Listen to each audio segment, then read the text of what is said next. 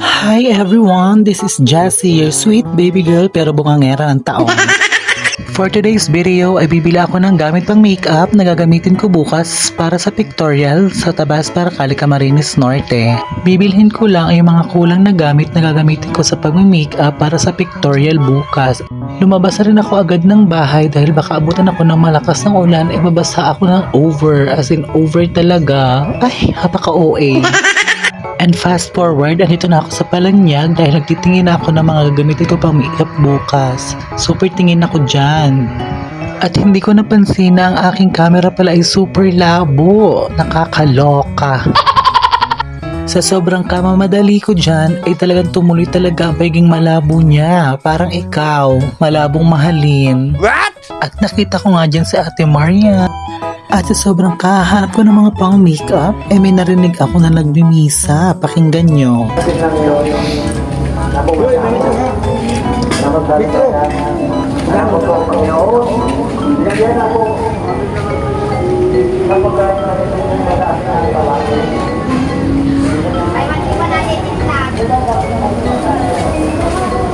Napatulala na lang talaga ako nung mga time na yan at may nagbimisa talaga at andito na rin pala talaga ako sa simbahan at nakita ko ang mga kulilembang, ang mga pulis.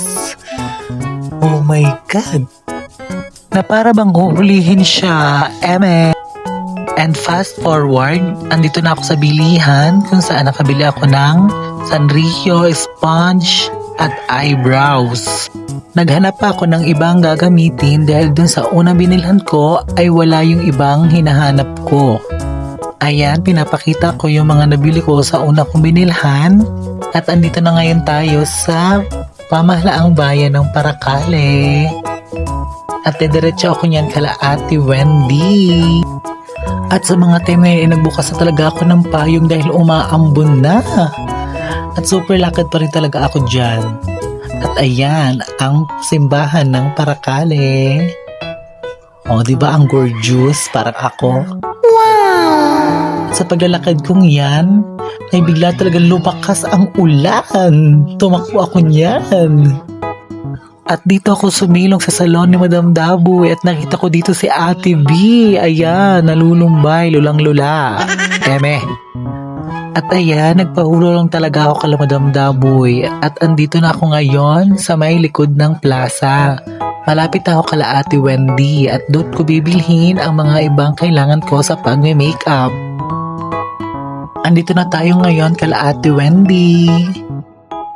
At ito pala ang binili ko na gagamit ko sa pang-makeup, ang lipstick kasi kulang na ang lipstick ko. Bumili na rin ako dyan ng hairpin, ng false eyelashes at pandikit para sa eyelashes. Umalis na rin ako agad-agad kila Ate Wendy dahil hinahanap ko pa yung iba kong gamit sa pang makeup dahil wala sila. At andito na ulit tayo sa sentro para bumalik sa Palanyag. Ayan, super laki na naman ang lola mo. Ayan yung salon ni Madam Daboy.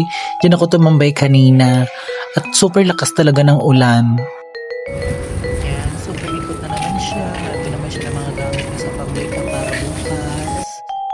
Sa sobrang kahanap ni ate mo dyan ng pang-makeup ay naikot niya talaga ang buong Palanyag. So ayan, nakahanap na rin ako ng gagamitin ko sa pang-makeup. Hindi ko na talaga siya na-video dahil nalimutan ko. At sa mga oras na yan ay pauwi na tayo.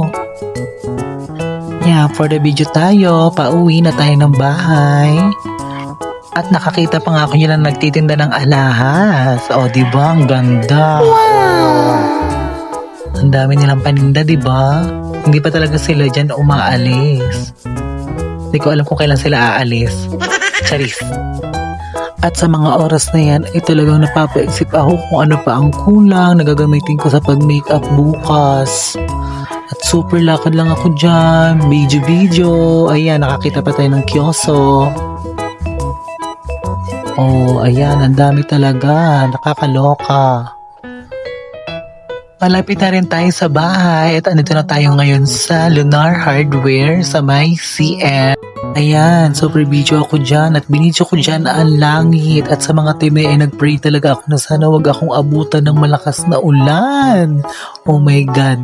Dahil mababasa na naman ang babaeng ito, ay grabe naman na ang labahan niya. Nakakaloka. At sa mga time ay nakita ko talaga dito yung dalawang mag-asawa. Ay! Lakas makahoy, di na nahiya sa kalsada.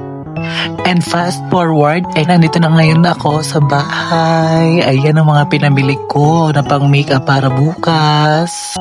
At aayusin ko na nga pala yan para pag oras natin ay mag-go na lang. Go! Wow! Ayan, super unbox siya dyan. Super tagkal siya dyan ng mga gamit. Ayan.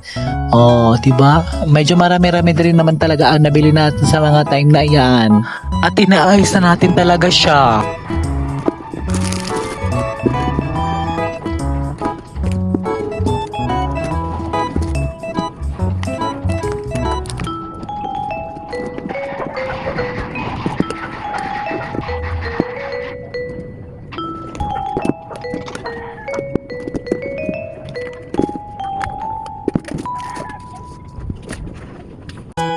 At ito na siya. Oh, naligpit na natin siya at naiayos na siya ng maayos. Tapos na tayo sa pag-aasikaso para sa pag-makeup natin bukas. Yun lang muna for today. Mwah!